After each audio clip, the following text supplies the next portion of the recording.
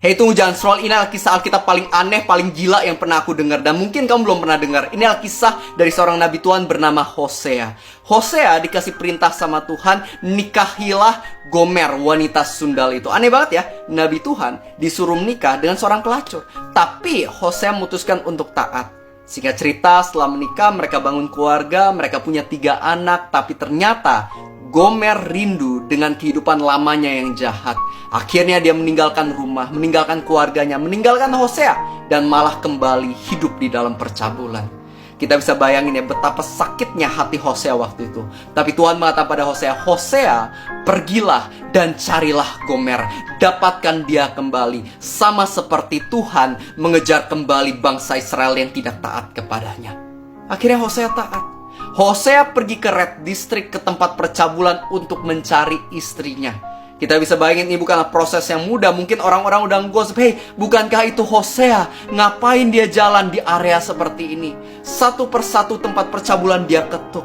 Pijit plus pertama dia ketuk, "Hei, apakah kamu lihat istriku Gomer?" Hotel nggak bener kedua dia ketok, "Hei, apakah kamu lihat istriku Gomer?" Dan dia terus cari istrinya hingga akhirnya dia menemukan Gomer. Dan mungkin kita nggak tahu ya apa keadaan Gomer waktu itu. Mungkin aja waktu itu dia lagi sama laki-laki lain. Tapi di tengah itu semua, Hosea memutuskan untuk membeli Gomer kembali.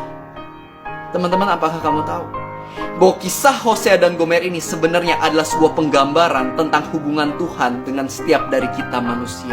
Karena Tuhanlah Hosea yang sejati, dan kitalah Gomer-Gomernya. Kitalah orang-orang yang gak setia sama Tuhan, yang mengkhianati Tuhan dan memilih dosa dibandingkan Tuhan. Tapi di tengah itu semua, di dalam kasih karunia-Nya, Tuhan gak tinggalin kita. Melainkan Tuhan Yesus ambil putusan, dia tinggalin surga. Dia datang ke dunia yang hina ini, mengambil rupa manusia untuk mencari kita. Dan di atas kayu salib itu, seakan-akan Tuhan Yesus berseru, "How much is the cost? I'll pay the price."